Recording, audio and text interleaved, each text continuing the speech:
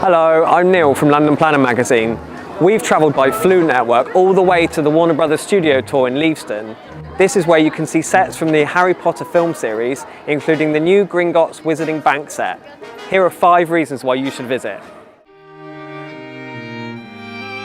Hi, I'm Beth. The tour begins with the Great Hall, which is just as big as it looks in the films. It really feels like you're at Hogwarts.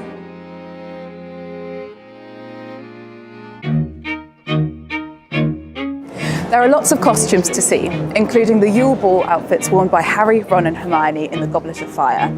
Fun fact, the costume worn by Rupert Grint was made out of an old carpet. Thanks to the magic of green screen, every visitor has the chance to jump on a broomstick and watch themselves fly over London.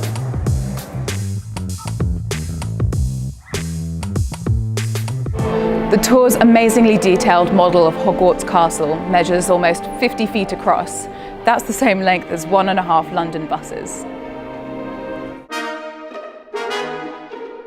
The Gringotts Wizarding Bank is the tour's largest expansion to date. You can see the banking hall, the Lestrange vault and lots of goblin prosthetics.